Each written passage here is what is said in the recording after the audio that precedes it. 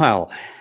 Very special edition today of the Coyotes podcast. We're going to put the Coyotes aside for a few minutes and we're going to spend some time talking about Arizona high school hockey. It's that time of year again.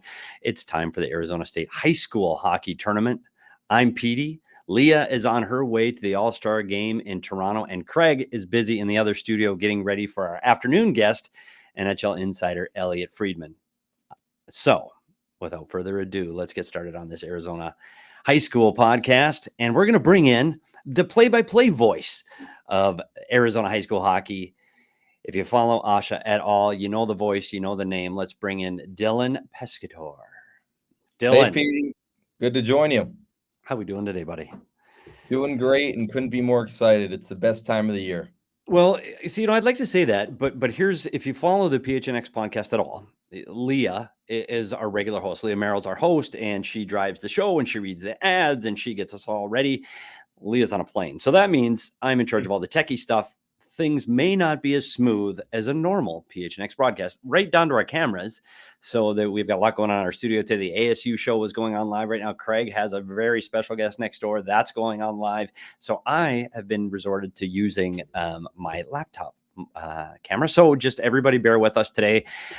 Usually this is an audio podcast, but we thought people might want to check this out. So Dylan, you've seen all these teams all season long, so we really thought you'd be the voice of reason and help us get an idea of what to look for over the next few days. And I'm going to throw up the schedule because what I think this is really interesting to see what Asha has done. They are bringing in all of these games to the Mullett Arena. It starts with the quarterfinal games, and that happens over Tuesday and Wednesday night. There's 2 games each night on Tuesday and Wednesday at the Mullett starting tonight. The first game is Centennial Flagstaff. And I tell you what, it's $10 to get in the door, and you get to stay for both games. So you can't beat that if you want to see some great high school hockey. So stop down to the Mullett. You get 2 games for the price of 1. And Dylan, give us the big picture on what's been going on in high school hockey this season. Well, I think this year is a lot different from the years in the past. In the past, you've seen a lot of Pinnacle. You've seen a lot of Notre Dame. This year, and talking with coaches around the league, this is the most parity we've ever seen at the Division I level. And in all reality, Pinnacle and Notre Dame are not the favorites. That's the 3-seed Notre Dame and the 5-seed Pinnacle. You have a few new faces at the top. Remember, we saw Desert Vista come from the 5-seed last year. They had their first championship in a long time. This year, number 1 seed Centennial comes in as the favorite. Number 2 seed Mountain Ridge as the second favorite. So a lot of new faces in the tournament this year. Well, you look at Centennial, and let's start off. Let's get right to it. And let's start talking about the matchup. So let's get to game number 1, and that game is tonight, Tuesday, January 30th at 6:30 p.m. It's Centennial against Flagstaff, and you talk about the top team right now coming in, the number 1 ranked Centennial team. They've won 5 straight. They haven't lost since November. Dylan, what does the team have to do to win this game? It's so interesting for Centennial. They've had such an interesting 2 years. Last year was really the bottom of the bottom, and anyone in that program will tell you they went 3-16-2. At times they had 9 skaters for a game. This year has been a complete turnaround. Everything has gone right for them. They possibly have the best player in the league as well in Cade Pareja. He leads the league in goals, in points. He's second in assists, and they are a very deep team as well. They're top 6 in terms of their forwards. I don't think any other team in Division I can really compete with them. Now, the question with them is they don't have a lot of playoff experience. As we know, in the past few years, they've made the play-in game, they made the quarterfinals. They've never played at a big arena like Mullett Arena. How will a great big favorite like Centennial respond playing at the ASU at the Coyotes Arena tonight? What is the strength of this team? You talk about their depth. I mean, is it a team that can you get their leading scorer in the entire state of Arizona jumping over the boards? Is it a team that can light it up offensively, or is it a team that really defends well? It's an offensive team. They're going to win games, and they've won games this year. 8-3, 9-4. They they will put the puck in the back of the net with the best of anybody, probably over the past few years. This is one of the best offensive teams I've seen. They have a ton of seniors. They're a very veteran team, a lot of experience, but not a lot of that playoff experience. But other than Cade Pareja, that leading scorer that you mentioned, other names you have to look out for: Ryan McCaughey, Ryan Kabuya, Steele, Switchenberg, and names like that you really have to tune in for. They're can't miss guys, and they're not even playing top line minutes. So this team is, if you could say the word loaded, this is that team. So you talk about Cade Pareja. It literally, he leads this league in goals and scoring. Is he a threat when he's on the ice? Like every time he steps over the boards, is this the guy we need to keep our eye on and look out for Flagstaff? I wish there was like a special spotlight that you could just put on him when watching the game, right? You just watch him, and he plays all facets. He plays 5-on-5, power play. And talking with Coach Caleb Drinkhouse, first-year head coach, by the way, pretty good start, I'd say, for him, right? He says that Pareja wants to play shorthanded, but he wants to give him a break when they are down 4-on-5. He has 3 shorthanded goals this year, 6 power play goals. He drives the bus. And I mentioned they have a lot of seniors. He's only a junior, and he's doing this. Imagine how much better he's going to be next year. And he's a guy with 21 goals on the season, and this guy can light it up. So I'm excited to see him play Centennial tonight. But then you got to go to Flagstaff. Here's a team that's coming in as the number 8 seed, and they've got to go up against the big beast in Centennial. What can you tell us about the Flagstaff Avalanche? I think you could say that possibly, like you said, they're the 8 seed. They got a tough draw in Centennial. However, there are a lot of really good positives for Flagstaff, especially their end to the season. They won 4 in a row at the end with 19 goals scored. That was after they got shut out 3 times in a row. I mean, what kind of, as a team, you really have to have some strong resiliency to come back from that little stretch. They do 4 straight wins. They beat Hamilton in the play-in game as well. And this team, and we talk about them against Centennial. Centennial only had 4 losses on the entire year. Flagstaff, one of those losses. Yeah, and it's funny because when you talk about this tournament, and we know in tournament play in any sport, you can go to NCAA basketball, you can go to the NHL playoffs, and anything can happen on a given night. You can get a hot goaltender, you can get somebody sitting in the penalty box, the puck bounces the other way, and anything can happen. And I think that's one of the things that draws me to this tournament, is because it feels like this season more than any other, anything can happen. And it's not like you said, we've seen this team. We've seen teams go undefeated in the regular season and come in and just breeze through to the finals. We've seen that. And I think this year you really get that sense of, gosh, this is a little bit different. Does Flagstaff have to play the perfect game to beat Centennial? I don't know if they have to play the perfect game, but they have to play their game, which is low scoring, defensive minded. They have a great goalie in Lincoln Mayali as well. Their best player, Will Smith, had an incredible year, 12 goals in 17 games, 23 points. And he's also been very good against Centennial. 2 goals, 3 assists, and 5 points in 2 games against these Centennial Coyotes. So he's a little bit of a Centennial killer in terms of Will Smith, their best player. Like you said, it's almost like a cliche. I truly think this. Any team 1 to 8 can go all the way this year. And the other thing for me too, Dylan, is when you look at a game like this, these guys don't play in arenas like the Mullett. They don't play in front of a crowd like we're expecting to see tonight. And that can get you off your game, especially early. So I think for Flagstaff, it's about that first 5 minutes. It's just about surviving the way we talk about the offensive upside that Centennial has. It's about Flagstaff just locking it down for the first few minutes until they get it into their flow. So I think this is a great game to start off with. So let's go to the second matchup tonight, where we're looking at Mountain Ridge is taking on Basha Perry at 8:30 tonight in the second game of the quarterfinals. Let's start off with Mountain Ridge. They're coming in as the number 2 seed right now. Dylan, take it away on Mountain Ridge.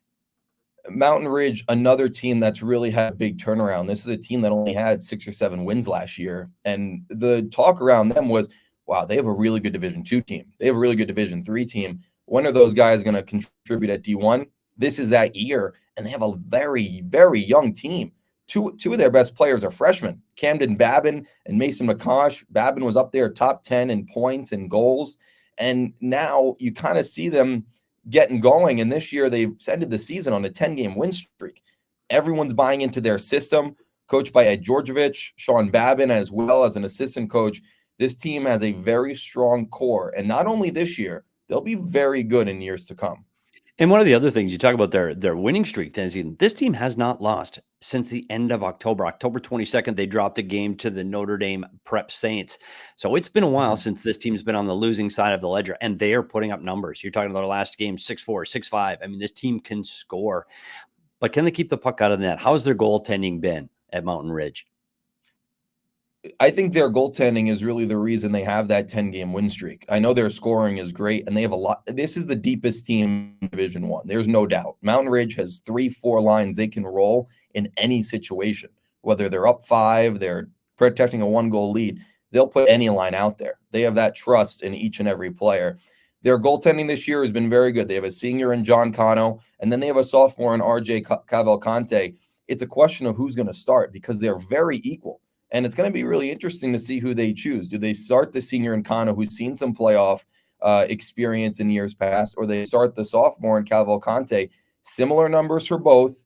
It's almost a problem that, it's not a bad problem to have, but you have to start one. You can't start 2 goalies, as you know.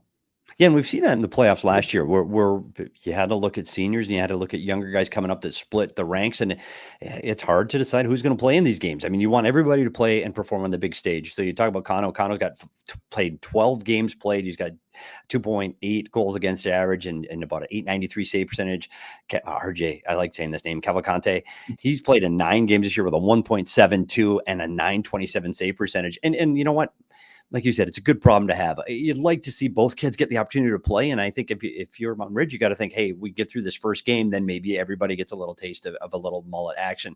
And I think that again, it's going to be that excitement in that building. And it is a big stage. And I hope people that are listening to this, I hope they go. I hope they go to these games because I don't think if you take us back to last year and that championship game, Dylan, I've never seen anything like it. The excitement of that game going to overtime, and we'll talk more about that later in the show, but this is going to be an exciting platform for these kids to play in. And so let's get to their opponent tonight, the number 7 seeded Basha Perry.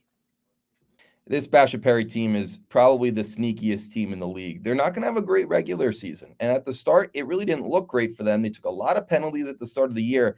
They really started to gel at the end of the year. They had a good play-in game.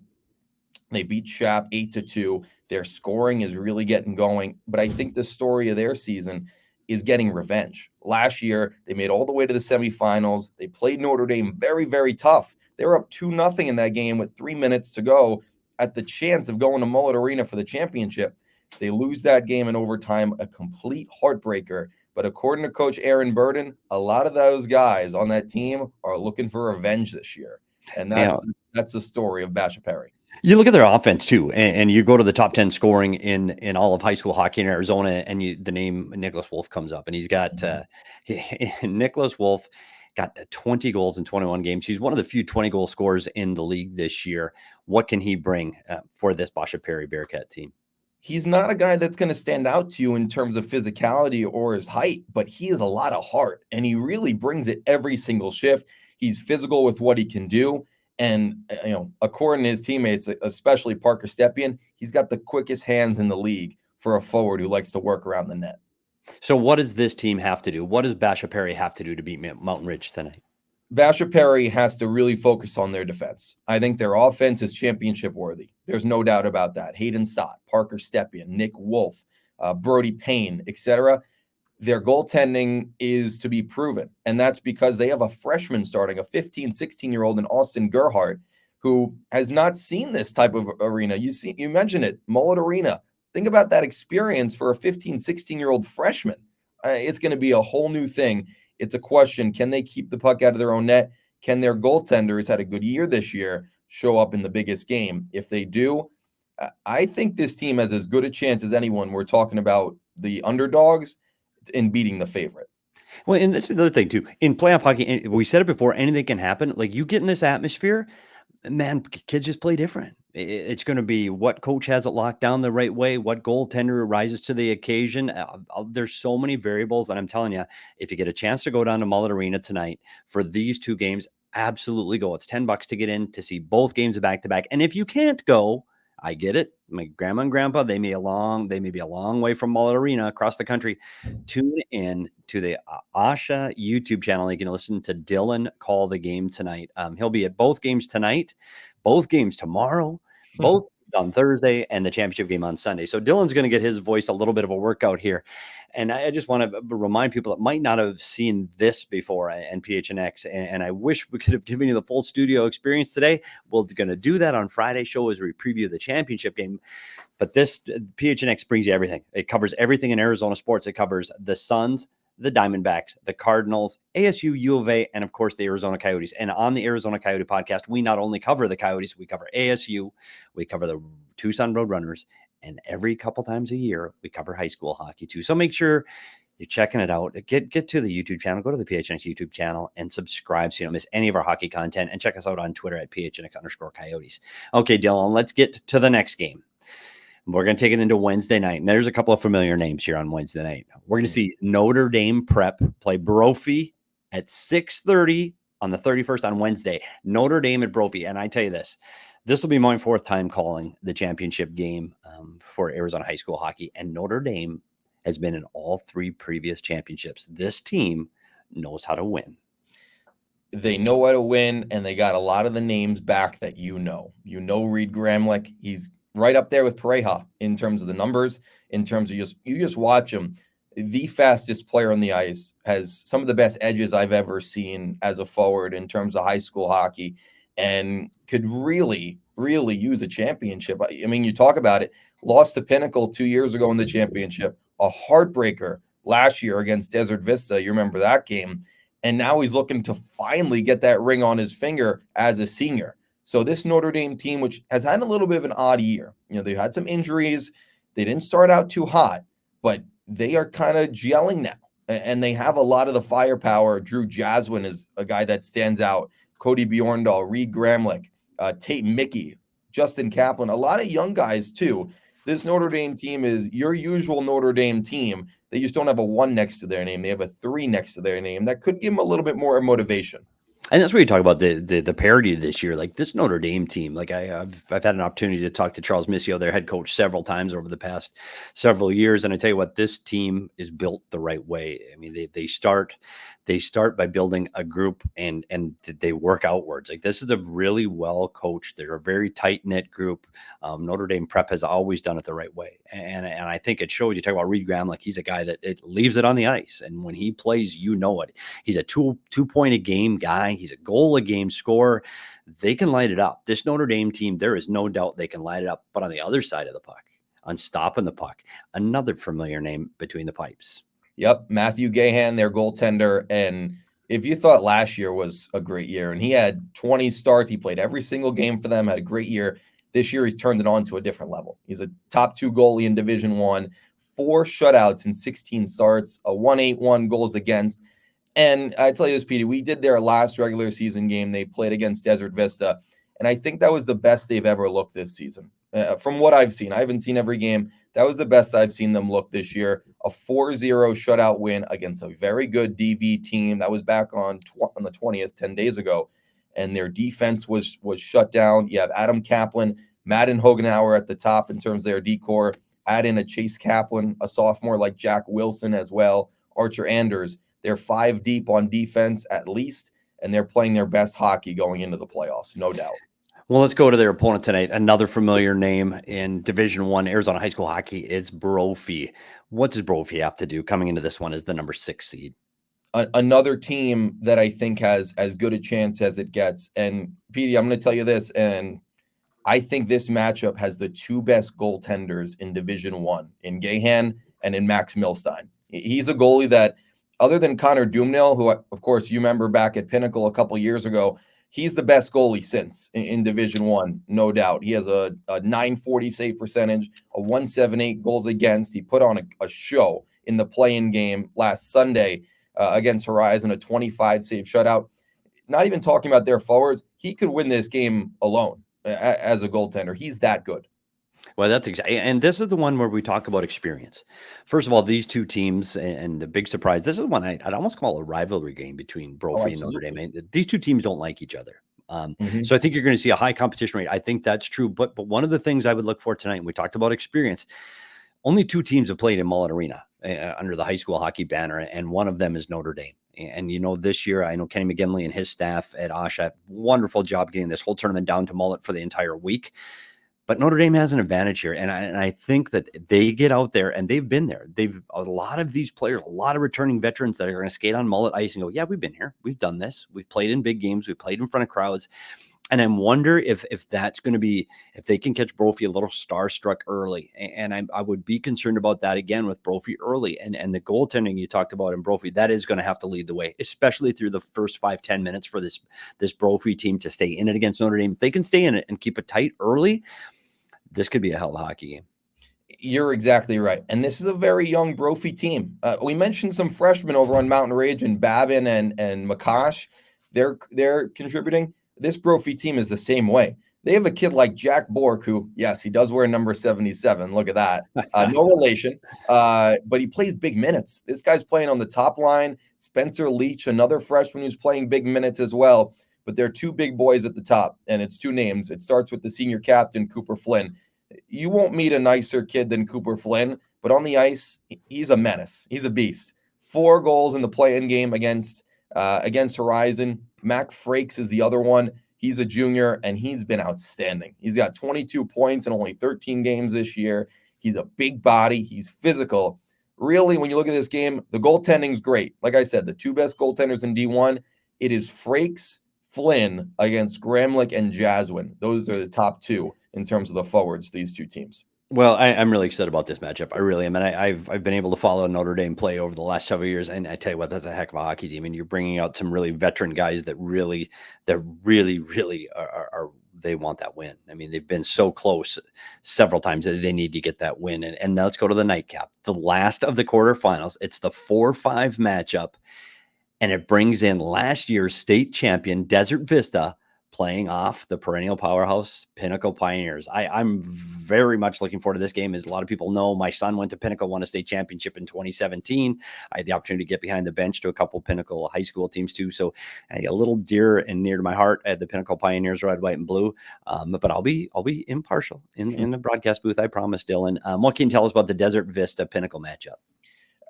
You throw out the numbers for this game. These 2 teams are very, very even this year. And they played at the end or at the start of January, a 1-1 tie. It was as even as you can get. But this is not your usual Pinnacle team. This is not a team that's going to go 19-1-0 the entire year. It's just not that year. They had a lot of seniors last year who graduated. And sometimes, the net runs dry in terms of their scoring. But recently, they've kind of found it. A good win against Campo Verde in the play-in round got them kind of going in terms of the elimination game. They already have 1 under their belt. And their top line, Cal Butler, Alex Illing, Sam Minthorn, they run the way. If they're going, this team can compete with anybody. Illing is right up there with Gramlich and Pareja in terms of speed. Butler led the league in assists. And Sam Minthorn, who goes right down the middle, he's the center. He's a big body who can stand in front of their net. But the guy you have to look out for Pinnacle, and he goes under the radar, is Luke Parker. And if you talk to Coach Chris Illing about Luke Parker, he'll have a smile on his face because he goes 100% every shift. He's a big-time player. He had a goal against Desert Vista in the semifinal game last year. These 2 teams faced off. DV won 6-3 with Jim having 4 goals. But Luke Parker, the name you have to look for Pinnacle. On Desert Vista side, I mean, you know the name, Ryan Jim, right? He's had an incredible year this year. He runs the offense in terms of them, a wicked shot. He stands at that circle. He has great speed as well. But this team, and they lost a lot of seniors from last year's championship team, they're run by their defense. And Trevor Kaminsky is possibly, and I go on the record to say, he's the best defensive defenseman in the league. He's a big body. He's a senior. He skates very well. He can shut down the best of the best. He could shut down a Pareja by himself. It's almost like man coverage. It's a deep team. They're well coached, and they have 2 goalies. Once again, like Mountain Ridge does, they have 2 goalies. The senior in Jonah Bankel, who's played well, but then you have a sophomore in Dylan Hansen, who's undefeated in 8 starts. It's going to be an interesting decision. I don't know which way they'll go. Both goalies have played well this year, and there really isn't a bad decision for Desert Vista. But it's one of the things. It's the same thing we talked about with Notre Dame. I mean, this Desert Vista is another team that's been there, and this is the team that came from behind last year in the last minute of play when Jim put this team on his back and carried Desert Vista across the finish line to the state championship. I think that guys has to give this team confidence. I don't know if they're going to feel like they're ever out of a game, even when they're playing from a deficit. I know Jim's a kid that I've seen him personally carry a team and do this nearly by himself. He is unbelievable to watch.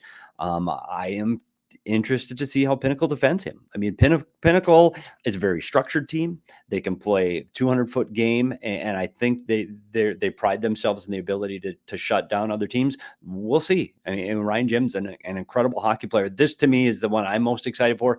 And let's be honest, it's a 4-5 matchup. It's these two teams are extremely close. You said they played to a 1-1 time. Desert Vista finishes off the season with a big loss to Notre Dame. So I think they've got a little chip on their shoulder with something to prove. That last year wasn't a fluke. So I think this one to me is the real exciting game of the playoffs. So I'm going to show you the schedule again. This is what's coming up this week at Mullett Arena. We got Tuesday night tonight, 6:30 Centennial Flagstaff, 8:10 Mountain Ridge and Basha. Tomorrow night, the other quarterfinal matchups are Notre Dame plays Brophy at 6:30. Desert Vista faces off against Pinnacle at 8:10. The winners will face again on Thursday night at the Mullett Arena. 5:40 puck drop for the first one, 7:20 for the second game, and followed all of that on the same ticket, by the way, Dylan. We haven't talked about this. 3 games for your $10. The ACHA Division I ASU team will play against Grand Canyon University at 9 o'clock tonight, at that Thursday night. So you stay for the first 2 semifinal games, stick around to watch a little ACHA college hockey, and it all winds down on Sunday, February 4th at Mullett Arena. And I tell you what, both Dylan and I will be there. We'll be calling the game. And I'd like to, you sat here a year ago and you go, okay, well, Notre Dame's going to be there. Like Notre Dame's the team to beat. I just don't know this year. This is one of those years you nailed it. I don't know if I've ever seen that in Arizona high school hockey where this one is an absolute toss-up. It really is. If, and I don't want to make predictions. I couldn't give you a prediction right now because I could see any of these teams going all the way. And I'm being completely honest. I could see a team like Basha making a huge run. And then you could look at Centennial and say, how can they even lose? It's hard to even see them lose. So I am super excited. It's really a toss-up in every single game, and every game is going to be close. You can't even predict a winner because every game is going to go down to the wire. Well, I'll be listening to you for the quarterfinals. I unfortunately have a work commitment, so I won't be able to make it down for the quarterfinal games. I will be sitting alongside you for the semifinal games on Thursday, and I'll absolutely be there Sunday. But I want people that are watching on the YouTube channel right now to give you an idea of what this looked like a season ago at Mullett Arena. This was the lineup outside getting ready to watch high school hockey in the state of Arizona. So people that don't think hockey belongs in the desert, well, they just haven't seen high school hockey, because this was an unbelievable show at Mullett Arena. They did an unbelievable job. This matchup was everything that we had hoped for. It was overtime, it was excitement. There was the fans were amazing. It was so much fun for all of us before Desert Vista finally got the opportunity to raise the trophy as they go on to win the Arizona State High School Hockey Championship. I'm telling you, if you get a chance to go. If you don't get a chance to go, make sure you go to asha.org. They'll give you all the information, or go to Asha, AHSHA, their YouTube channel, where you can pick up on Dylan calling these games over the next few days. Well, Dylan, are you ready? Is your voice prepped and ready to go? I'm ready to go. I have these games, and I'm also doing the ASU Division I games Friday and Saturday. You're kidding me. 9 games in 5 days. The prep has been great. Every coach has been so nice, as they usually are. And I mean, I can name these teams like the back of my hand at this point. So I am just so excited to get going. It's going to be a great week. And like you said, hopefully by Sunday I can still talk. I want to give a couple thank yous and a big shout out to Kenny McGinley, who runs all of Asha, is the president of Asha, for helping us, 1, get the show off the ground, and 2, getting everything done at Mullett Arena that he's been able to do this week. It's a phenomenal show. If you haven't been down to Mullett, this is a great opportunity. It's cost effective. You can see great hockey in an exciting atmosphere. The concession stands are open. It's a regular hockey game there. For $10, catch 2 games a night all week long. So make sure you check that out. Another thank you to Jenna down there. Again, without her help with all these graphics and pictures, I would never be able to get this show off of the ground. Oh boy, howdy. Leah, I miss you hosting this show. I really, really do. And again, I'm going to talk about PHNX one more time here. If you're not tuned into PHNX Coyotes, This is the best coverage of hockey in the state of Arizona. If you want to know what's going on with the Coyotes, we have contacts. We have interviews with the players, the coaches, the management. We've had Gary Bettman on our show. We've had Paul Bissonnette come in the studio. We have guests all the time. We do live post-game shows after every single Coyote game. And beyond the Coyotes, we talk about the Roadrunners. We take trips down the I-10. We are dialed in for the hockey in the state of Arizona. So if you're not checking us out, make sure you go to follow us on Twitter, PHNX_Coyotes. Go to our YouTube channel. Just subscribe to the PHNX YouTube channel. And then if you just want to listen to us in our car, and this will be an audio episode, which is probably better for me because Dylan's a good-looking kid and I'm an old mess. So it's better on audio, by the way. But you will just get us wherever you get your podcast. Go to the PHNX Coyotes podcast, subscribe, download, and listen to us anytime in your car. Really want to encourage you to do that.